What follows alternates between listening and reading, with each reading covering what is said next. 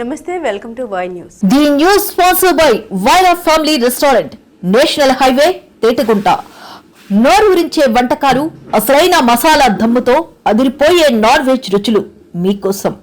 విచ్చేయండి Vaira family restaurant, national highway, Tetagunta, Tuni మండలం, కాకినాడ జిల్లా. రాజమహేంద్రవరం ఆధ్యాత్మిక వైభవానికి కూటమి ప్రభుత్వం అత్యంత ప్రాధాన్యత ఇస్తోందని రాజమహేంద్రవరం సిటీ ఎమ్మెల్యే ఆదిరెడ్డి శ్రీనివాస్ స్పష్టం చేశారు. అందులో పుష్కరాల్ని దృష్టిలో ఉంచుకుని మరింతగా ఆధ్యాత్మిక శోభ తీసుకొస్తున్నట్లు ఇప్పటికే ఎండోమెంట్స్ శాఖ ద్వారా 9.10 కోట్లతో మొదటి విడత పనులు ప్రారంభమయ్యాయని, తాజాగా మరో 2.36 కోట్ల నిధులు మంజూరయ్యాయని వెల్లడించారు. దీంతో మొత్తం 11.46 కోట్లతో దేవాలయాల అభివృద్ధి పనులు చేపడుతున్నట్లు ఆయన వివరించారు. పుష్కరాల పనులు వేగంగా కొనసాగుతున్నాయని, విద్యుత్ అండర్ గ్రౌండ్ కేబులింగ్, అమృత్ 2.0 ద్వారా త్రాగునీటి ప్రాజెక్టులు, సీవరేజ్ ట్రీట్మెంట్ ప్లాంట్లు వంటి పనులు చేపడుతున్నామని తెలిపారు. క్వారీ ప్రాంతానికి 95 కోట్ల రూపాయలతో శాశ్వత తాగునీటి సమస్య పరిష్కారానికి చర్యలు ప్రారంభించినట్లు వెల్లడించారు. ఇవన్నీ కూడా ప్రజలు చూస్తున్నారు, అడుగుతున్నారు. ఎంతసేపు డైవర్షన్ పాలిటిక్స్కి అలవాటు అయిపోయారు.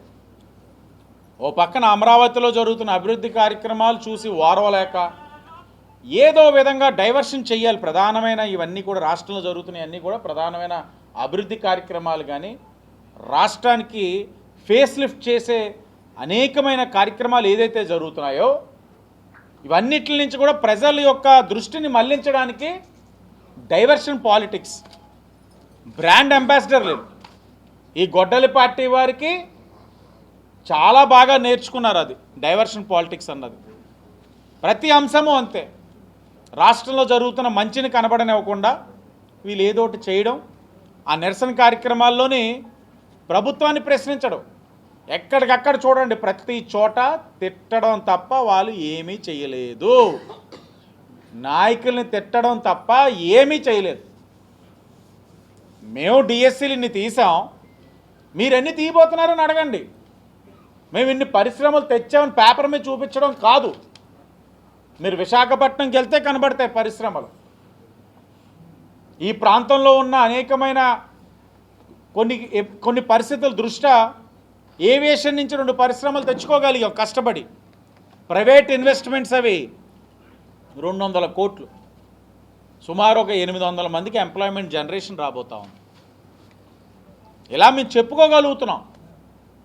మీరు ఎంతసేపు ఏదో ఒక సంఘటన, దాన్ని బట్టి నగరం ఇంత అయిపోయింది. మొన్న ఏదో చూసాం, ఇందాక వస్తున్నప్పుడు మా వాళ్ళు చూపిస్తున్నారు, కంబల్ చెరువులోని ఎక్కడో కాస్త చెత్త పేరుకుపోయింది, అది చూపించి ఏంటి ఇదా అని అడిగారని. ఇదే కంబాల్ చెరువులోని లేజర్ షో కోసం ₹1 కోటి పెట్టి నిధులు దుర్వినియోగం చేసినప్పుడు మీ బుద్ధి ఏమైంది? నేను అదే పని మీద చెప్పేవాడిని. ఇదే కంబాల చెరువులోని మీరు ఎంత ప్రయత్నం చేసినా చెత్త అనేది ఆగదు లోపలికి రావడం.